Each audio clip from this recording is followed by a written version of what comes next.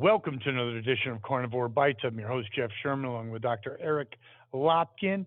Hot off the press, Hunter, in a very defiant and in a speech that really geared towards creating a lot of sympathy for him, even though he bailed on child support and spent like on 100 grand on porn, basically defies the subpoena, the congressional subpoena, and has a little, let's say, impromptu press conference in front of Congress. Your thoughts?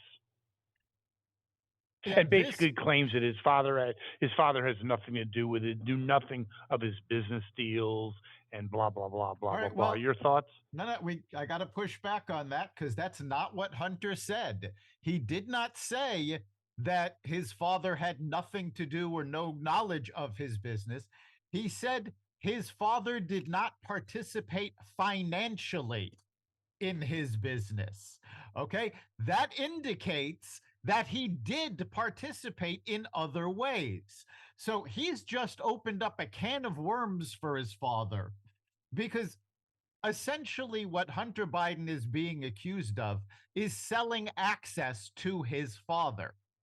Now, by saying his father did not participate financially does not mean that he wasn't selling access to his father.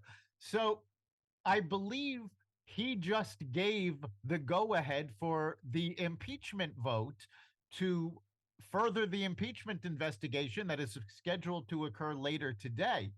I think he just gave that new fuel. There were questions about whether it could pass or not. Do you think I it's th- going to pass? I think Hunter might have just given them what they need to get over the finish line. I mean, it's going to be close either Well, way. he did say his father was not involved in his business. He Well, did no, say that. again, he said he was not involved financially in his Okay. business. That Well, isn't the that fa- kind of a parsing words? If you're not involved in financially, you're not involved. well, no, that's the key there. You can be involved in a business, in this case, the selling of Joe Biden's influence without being financially involved. If Hunter is making his money by selling access to his father, and his father is meeting with the business partners, which has been proven, he's getting on the phone with these folks, then he is involved in the business, but maybe he's not getting paid directly. And we already know that there's all these shell companies where the money is being funneled through. So the Okay, but didn't he say in the debates that he had knew nothing about his son's yes, business dealings? That's in lie, liar, liar. Pants are on fire, aren't they? exactly. In the debates, he said There he you knew go. nothing about the business. He never talked to his son about the business. All of that has been disproven by testimony from both Hunter and his business partner. Remember, at one point, Joe Biden had claimed that Hunter never received payments from China. Well, even in today's statement, Hunter has admitted that he got payments from China. Where does this? Okay, very good. I got to ask you one question before you get into your political analysis. What do you think of the whole objective, which is to create a sympathetic and empathetic delivery that is Hunter doing that to get sympathy for his ordeal, given the fact that he's what refused to pay child support and racked up, I don't even know how you do that, like $100,000 in porn, whatever. Who knows? The list goes on. But do you think that's going to be effective? Let's talk about the emotional part first. I think it's going to fall flat I on its I face don't I don't unless think you're a moron. Now, I don't think there's anybody that has any sympathy left for Hunter Biden. Yes, he became addicted to drugs. Guess what? A lot of other people have too, without cheating on their taxes, without selling influence to a famous relative. Without denying his paternity. So the It's even bigger than that because he chose porn, drugs. Forget about that. Okay, let's see. After his addiction, he still chose porn over his own kid. Not exactly what would they say is a mensch. No, he's definitely not a mensch. But I think what's important to remember is the fact that, yes, the porn, the tax evasion, all of this happened after he allegedly recovered. So he can't use his addiction as an excuse. So, no, I don't think that he's going to garner any sympathy. And honestly, I think he's still being protected by the Justice Department because new indictments were filed just last week in California for tax evasion. He has the charge for the gun charge in Delaware. Here's the thing though, because of those new indictments, Hunter Biden, well, didn't show up for his deposition today, but he could have shown up and simply said, anything I say can be used in those court cases, so I'm pleading the fifth. I'm not saying anything. He could have completely stonewalled because of those indictments. Now, there was no reason to file the indictments before the deposition. They could have been filed after. So I think that the Justice Department and the special counsel are still trying to protect Joe Biden from what Hunter could say. I would agree with that 100%. Um, Here's what I also think. I think for the ill-informed, I think it just brings attention to Hunter Biden, and even the people that maybe aren't the brightest bulb in the Christmas tree are thinking, wait a second, I thought he had no business dealings. What's going on? I think it's, again, not going to help Uncle Joe, and he needs a lot of help because you know what his poll numbers are now? Aggregate I believe they're 36%. 36. Yes. There you go, 36. That's basically a lot of people's waistline, Well, but it's not what you want in a poll. no, it's not. The Biden campaign knows they're in big trouble because Huge trouble. they have reached out as a surrogate to Hillary Clinton to campaign on his behalf. Now, first of all, his big problem, if you take a look at the demographics and the poll results, his big problem is with younger voters. Younger voters hate Hillary Clinton. Who Also, doesn't? he's having a big problem now with the left wing Muslim wing and the pro Hamas wing. Well, guess what? Hillary Clinton has been the most pro Israel Democrat out there. So it's not going to help him with that demographic either. So they're really grasping at straws trying to get their message across, which is just not resonating with the American people. Yeah, I think there's really going to be. I think that 36 might be actually a high watermark. You look at things like mortgage rates. I mean, I don't. I unfortunately it escapes me. They were on average like before Biden. Everything's going to be like BC before Christ. It's going to be BB before Biden. I'm coining that one, by the way. And so the average mortgage was like $1,700. It's like over like like way over that now. People can't afford it, and then basically a lot of economic experts are now predicting, the Economic Roundtable is now predicting at least a 50% chance of a recession. So all things, you got Hamas, you got the world on fire, you got the whole thing.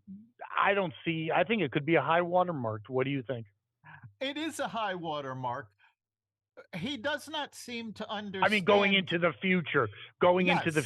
do you think this could be his high watermark? I really do believe it is. And let me just interject one little thing with the press conference with the Ukrainian the leadership. He just looked like a deer in the headlights. Yeah, I mean, he was like he- out to lunch. his press conference did not go well, and quite frankly, there was a point in the press conference where you could actually see him start to falter, where he'd given it his all and now there was nothing left. There was no gas in the tank and he was unable to function properly.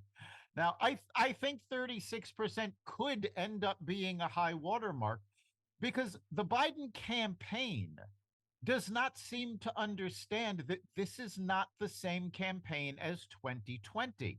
In 2020, it was all about Trump. Biden essentially ran as an alternative to Trump. A And moderate as alternative. right, and as he as you know, not as the non-incumbent, he could promise the world and not have his own policies come back to bite him. Now he doesn't have that. Even Democrats are starting to say, you know what? We can't stand Trump, but we were better off under his policies. So those policies are going to be a big problem for him. It's no longer, oh, we have to stop Trump. It's, well, we don't like Trump, but Biden's policies have screwed us over. In the most recent polls, he is completely underwater with, I believe it was 65% saying that they have been hurt by Biden's policies, as opposed to, I believe it was 53% saying they benefited from Trump's policies. And that's And then there's going to something make the else you brought up. difference. There's also something else you brought up. The press conference, yesterday's press conference, you say that when he ran out of gas, he's not capable, okay, of actually engage, because the whole basement thing, but that's 3 years ago. Was he disabled then? Yes. But now he's exponentially worse. He is incapable of having a sustained campaign. It's Yeah, impossible. yeah. His condition is Impossible. Yeah, his condition is very clearly getting worse. And in fact, there was a clip that started airing from a 60 Minutes interview that he had done a while back, where Scott Pelley asked him about these people saying he wasn't capable of doing the job, and his answer was, "Just watch me." Well, we've been watching, and we've seen him deteriorate, and I think he stands in a very stark contrast to John Fetterman, because Fetterman, when he won, was completely incapable of doing the job, but he was recovering from the stroke. Now we have seen him gain capability, because as he's getting further from the stroke, he's recovering more. Biden's condition is not going away, and given their denial of it, there's a good chance he's not even getting any treatment for it. So he is just going to continue to deteriorate. I would agree with that. And also, let's talk about the potential campaign, because we're not 100% sure he's going to be part of it. But let's assume he is. Yeah, you can do the teleprompter, but also it's a campaign. You have to do town hall meetings. You have to do meet and greets. He is incapable. He's pretty much 70% incapable of teleprompter, and he's 90% incapable of any kind of real time interaction. Your thoughts, Dr. Lopkin? Yeah, remember, we already knew that on an average day, he only schedules events between 10 and 4. He does not do things later in the evening because he's starting to sunset. He does not do things early in the morning. You can't do that with a presidential campaign. You've got right now the Republican candidates in Iowa, and they've got schedules that are keeping them on the go from 6 o'clock in the morning to midnight just to make all of their appearances. And they are running around. He can't do that. And the fact of the matter is, he has a reprieve because the DNC has not allowed a real primary. So he doesn't have to do this until after the convention. But when the campaign heats up, he's going to have to be on the road, and he is not capable. And again, he's been focusing on keeping everything between 10 and 4. Last night's press conference with Zelensky started at about 10 after 5. By 2025 after five, we already saw him faltering. What do you mean by faltering? Just to be clear with our listeners. What I mean by faltering is he was no longer able to choose his words well. He struggled to find them. You could hear his speech starting to slur a bit. You saw him physically deteriorate. His energy was sapped.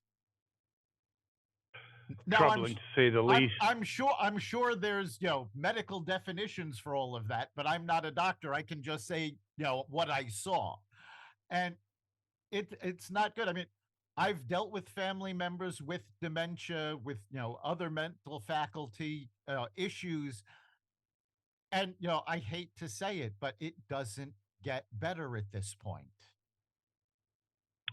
Well, I blame the people that were in charge 3 years ago, 4 years ago.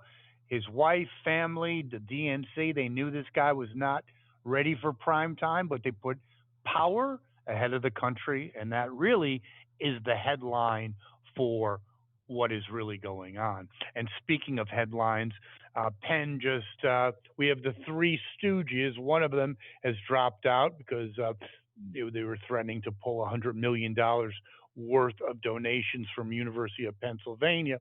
Why do I bring this up again? Because I've been around the block, but I'm really shocked. I got to say this, shocked about where we are right now. You have the Ivy League, MIT, the leader, the president of MIT. She was not talking about excellence, none of this inclusion and all this kind of bullshit, right? And then I have to say, what's her name? Gay, Dr. Gay from Harvard. Yikes. I mean, Yeah, what have we become? this Yikes. She's not ready to be president of a community college. Now, this is what happens when you let DEI initiatives run rampant, because Claudine Gay is very obviously a DEI appointee as president of Harvard. We know this not even from her testimony in front of Congress and the fact that the Harvard board actually supported her unanimously because she is the first Black president of Harvard. But the fact that it is now coming out that she is guilty of plagiarism in her doctoral thesis. Now, that right there is a violation of Harvard's rules. If someone is caught doing this, they are expelled, but they're more than willing to keep you on the payroll if you meet their DEI criteria. And let's face it, let's take a look at Harvard's recent hire. You have Lori Lightfoot, who destroyed the city of Chicago, but Harvard decided she was capable of teaching. What she's teaching, I don't know. Maybe she's teaching failure. You have uh, Brian Stelzer Brian Stelz, yeah, from yes. CNN, who was fired from CNN because he was absolutely incompetent in his position to the point that the ratings were going through the basement, and yet Harvard hired him. So they're Okay, when you get clearly hold on, when you get fired from CNN, that's like getting thrown out of the Rolling Stones in their heyday for being a drug addict. yeah, I mean, you got to really try to get fired from CNN. yeah, it is absolutely ridiculous. So Harvard has shown they don't care about the quality of education. They don't care about graduating the best and the brightest. They have their DEI socialist agenda, and that is what they're pushing. And we And have guess what, seen, though? In the end, we already talked about the the slide in credibility and relevancy for college in general. But I really do believe that this is not just for effect. I think they've maybe forever or for the foreseeable future tarnished the Ivy League reputation. I really do believe this. They I certainly think a lot have. of if I wait, hold on, real quick, is I really believe that if I was in charge, and I'm sure there's others, CEO of a company, I'm really looking for good school applicants, but I'm kind of shying away from the Ivy League. Am I crazy? Tell me if I'm crazy. No, you're absolutely right. In fact, a number of corporations have stopped recruiting at Ivy League universities because of what they're teaching. Um, we've talked about this before, but some companies have gone even further, saying they're not going to require a college degree. It's not needed. They can teach you the skills you need. We want to see go getters. But we also saw it's not just tarnishing the Ivy League and higher education in general. It is also starting to affect K through 12, and more importantly, the teachers themselves.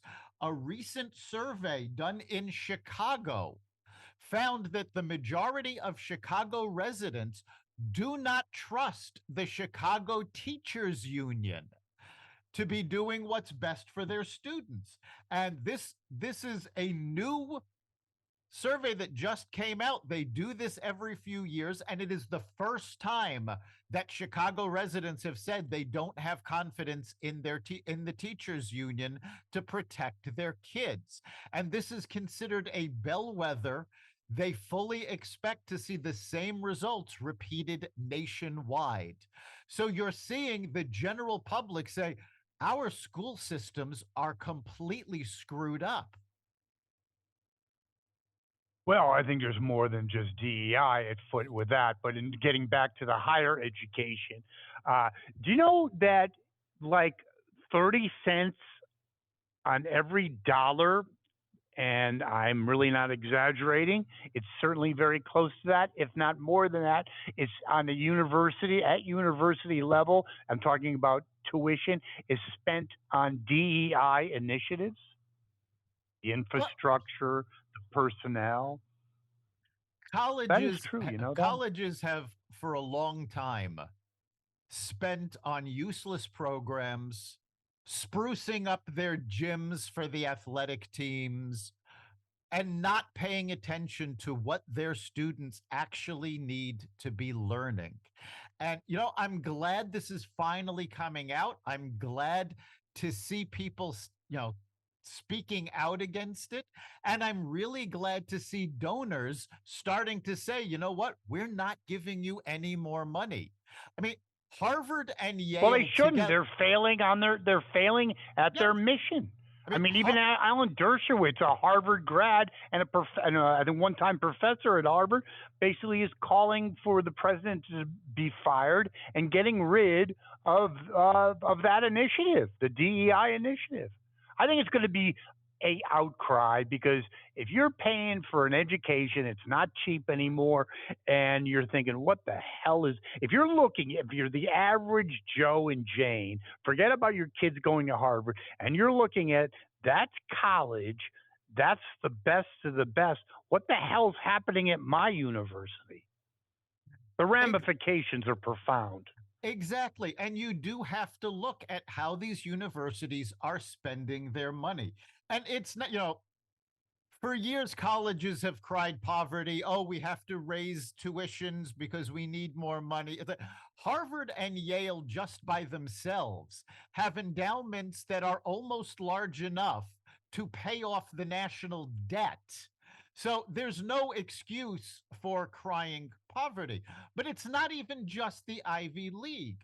Colleges are wasting money. This is not an exaggeration. This is an actual case at UConn, University of Connecticut, a state run school. There is one professor who is being paid six figures to teach one class. Okay, teaching one class is a part time job. And Yeah, it's they an are adjunct's job. Right. And they are getting six figures from a state run school. Maybe it's time we start looking at how these colleges are spending their money before we enroll our students, before we enroll our kids, and certainly before we trust our kids' futures to these backwards institutions that have completely failed them. I would agree with that, and also getting to the point of even at public universities, a public university that I have some knowledge about. We'll say that enrollments are declining. What are they doing? Are they cutting back? No, they're building more and more buildings. That makes a lot of sense, doesn't it? Mm-hmm. Yeah, Yeah, well, declining again, enrollments. Let's build some more buildings. There you go. that that Genius. that goes back to what I said about colleges wasting their money. They seem to think a bigger campus, a better building is going to attract better students. Well, no. What's going to attract better students is the idea that what you are teaching them is going to make them a better person, that's going to get them a better job, that's going to provide them with an income that they can pay off these ridiculous student loans that they're taking and Well, that's whoa, still. whoa, whoa. That's part of the problem, though. Student loans, okay? If that was not part of the equation, then colleges would have to. They'd be much more diligent about controlling their costs. But when you have a basically open season, there's no downward pressure or forces until recently about controlling costs. That's one of the problems. Not the only problem, but certainly a I know problem. that is a major problem. Again, I run my own business. If I ran my business the way they're running some of these colleges, I'd have shut my doors years ago. These folks are being held up by these massive endowments and by an image of we're the best and the brightest that now it's coming to light hasn't been true for decades. That is the quintessential point. Yes, yes, yes. The emperor has no clothes. It was all Harvard, Schmarvard, Cornell, blah, blah. And then all of a sudden, whoa, these people are really friggin' stupid. I'm sorry. The Three Musketeers were about as dumb as you can effing get. Are you kidding me? That was shocking to me. I didn't really give a shit because I thought it was funny. But whoa, Dr. Gay, the plagiarist, she had about as much ability as I wouldn't let her change my oil. There you go. Yeah, I mean, you're referring to them as the Three Musketeers. I prefer to refer to them as the Three Stooges. But Much better, thank you. they also gave a good indication of how inbred and incestuous higher education has become. Because the statements that all three of the university presidents gave at this testimony was provided by the same law firm. Well, that law firm, where'd they get their degrees from? Harvard? Just kidding. They were pretty shitty. They have no idea what the hell they're doing. Yes, go ahead. They probably did get their lawyers from from Harvard Law, from UPenn Law, but you're seeing the universities created the lawyers. The lawyers then provided the services to all these universities so that they can justify how they trained those lawyers. It is an ongoing cycle that has to be broken.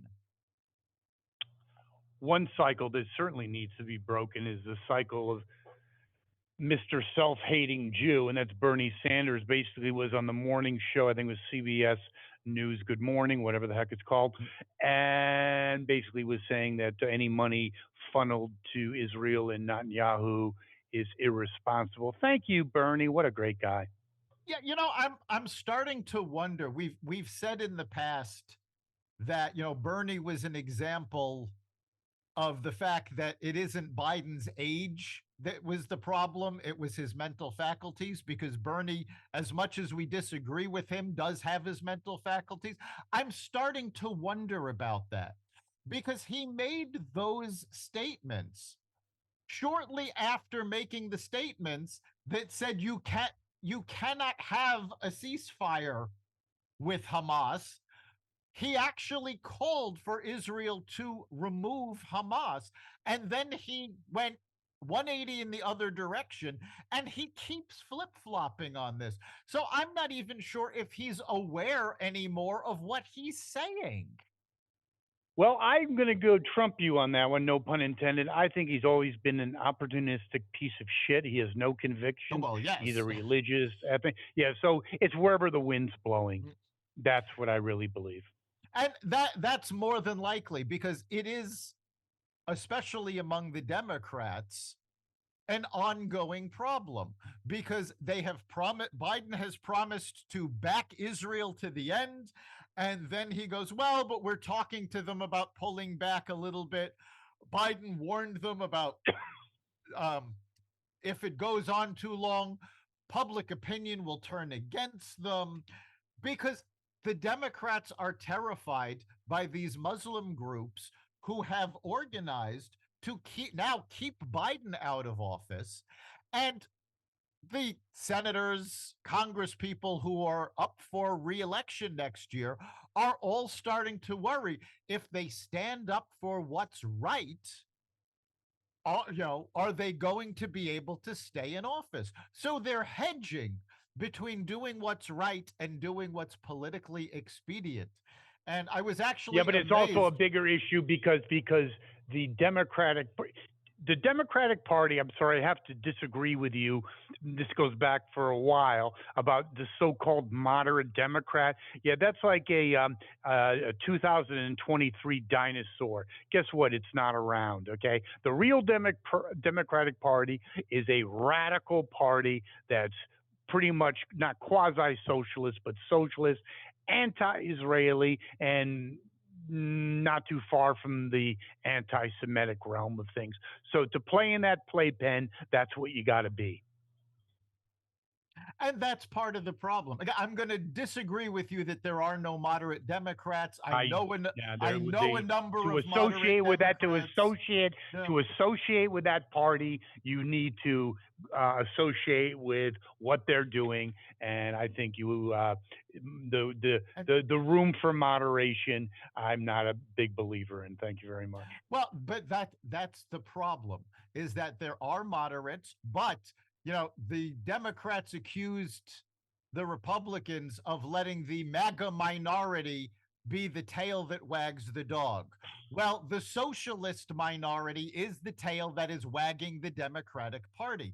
They have kowtowed to this very vocal minority, and they The need to tail's start. getting bigger, by the way. I don't know that the tail is getting I bigger. it They're is. getting louder, but they're not getting bigger.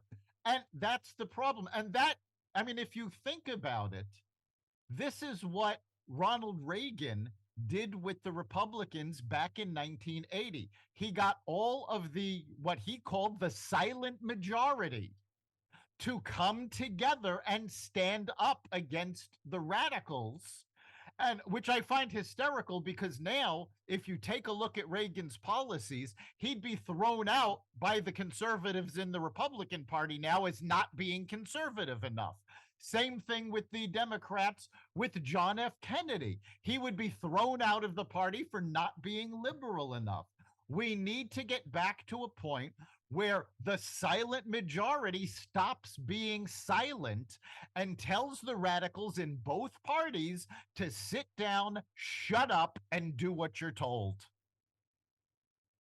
I would agree with that, but if I had to really pass judgment on it, yes, there's nutcases in each party, but the Democratic Party right now is a funhouse, meaning an insane asylum.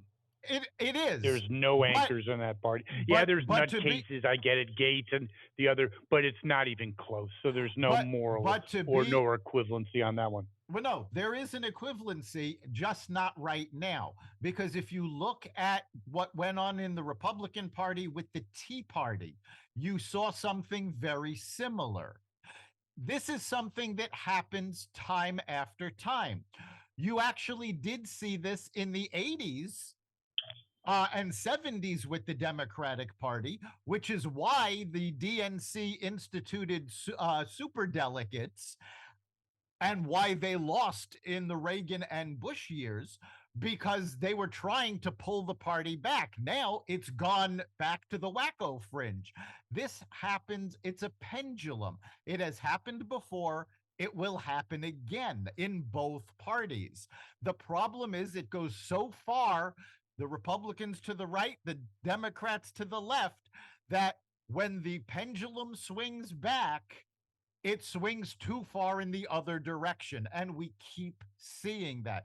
That's actually why we need folks like No Labels and like third party runs, like potentially Joe Manchin, like Robert Kennedy Jr., to keep these two parties in check and remind them that the wackos that are coming out for the primaries are not the majority of Americans. I would agree. And on that note, if RFK is at 22% now, and at that level he needs to appear on the debates, I think that will destroy Biden because you're not just going up against Trump, but you're going up against a Democrat that's eviscerating you. I'd love to see that happen. We talked about Bernie, the Jew hater, but we have someone, Dr. Phil, who's not Jewish, and he actually had access and looked at the raw footage of the atrocities of October 7th. And he, unlike Bernie, said he's forever changed. And he also called the Ivy League a woke hotbed of bigotry. I like Dr. Phil now. I never used to like him, but I think he's no, his show is ridiculous. I get that, but no, at least he has the ho-hos to voice an opinion, unlike some of the others, especially in the Democratic Party, who are of the Jewish faith. That they go on these once in a while, but need to say a lot more than what they're saying. Thank you, Dr. Phil. Yeah, you are seeing, unfortunately, at way too slow a rate, you are seeing people, especially in Hollywood, start going, oh, wait a minute, where their knee jerk reaction was these incredibly anti Semitic statements. You do have people like Gal Gadot. And for any of our listeners who may not know who she is, she played Wonder Woman in the Justice League and Batman v Superman movies. But Gal Gadot is an Israeli actress who served in the Israeli Defense Forces, and she has been hosting public showings of this footage. That's probably where Dr. Phil saw them. And the more people that see the actual footage, the more the facts actually get out. That is what is starting to change people's minds. I have actually seen footage taken at these Palestinian rallies where the protesters are actually asked what they know about the Middle East. They were asked pointed questions, and they had no idea why they were even there. All they know is, oh, Palestinians are claiming to be oppressed. We have to defend them. And actually, it sounds flippant, but it's actually true. And that goes back to, again, we talk about this Ivy League, higher education. They were supposed to be, let's just say, dialectic introspection, meaning having to be able to investigate and to research a topic. That's kind of gone, isn't it? Because these idiots are out there. They know shit about the Palestinian issue. You could say you could make up a country. How does this sound as an experiment? Make up and oppress people, the Ulalites, right? And they're from Ulanda, and just make up a story. And they would go out there and probably, I'm sure they would protest. And you ask them, where's Lulanda? I don't know, but they're oppressed. Am I wrong? No, you're not wrong. And in fact, not with history, but this was actually proven years ago by, of all people, Penn and Teller. Penn and Teller went outside of organic food markets and farmers markets and environmental rallies, and they sent people to get folks to sign a petition against it was hydro dioxide. Yeah, it's water. Right. But Of course, the environmentalists didn't know that, and when they were told what it was, they said hydrodioxide is a very powerful solvent, which water is, True. and it is in every plant. It is in our food supply, which it is, and they got hundreds of people to completely ignorantly sign these petitions. At the Palestinian rallies, you're actually seeing folks admit to the fact, when asked the direct question, that not only don't they know where Palestine is, they've never seen a map of the Middle East. You could Aren't they tell. being taught history at Ivy League? Wait, isn't history a Apparently part of the not. Ivy League curriculum? Apparently not. You could Wow. you could tell these people that it is located between Narnia and Middle Earth, and they couldn't fight that idea. No, they'd probably say, yeah, of course. Speaking of people with no clue, the UN just passed a ceasefire resolution. Talk about a useless piece of shit, anti-Semitic, anti-capitalist organization. When do we turn those into condos and just get the F out of there? Yeah, it really is time for the United States to say enough is enough. They did veto Goodbye. the US, when this came up in the Security Council, did veto it, but they were the only one to vote no. Even the United Kingdom, who is who their leaders are allegedly pro-Israel, abstained from voting. Every other member of the United Nations Security Council voted for this ceasefire. Fortunately, we have veto power. But this is something that has been going on for years. And under the Trump administration, we stopped funding a number of UN programs.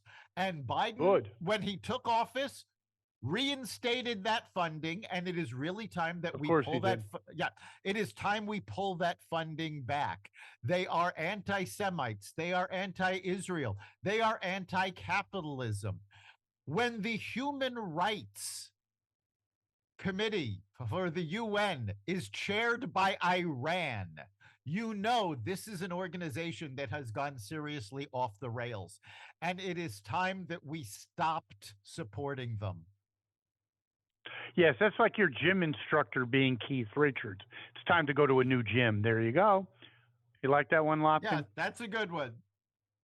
Thank you. Well, speaking of doing things well, I think we've been doing things well over a fair amount of time. I mean, our viewership, our listenership is increasing, correct, Dr. Lopkin? Our listenership keeps increasing, as do the platforms that host us.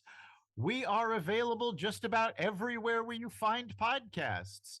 And of course, you can listen to every episode of Carnivore Bites at xvadio.com/podcasts, as well as the Carnivore Radio website, the Apple Podcasts app, which includes the brand new Xvadio Network channel. So you can find us there. Of course, you can also find us at Google Podcasts, Spotify, iHeartRadio, Audible, Amazon Music, and other platforms that respect freedom of speech. I thank you, Dr. Lopkin, and we'll be back next week. We'll see you then.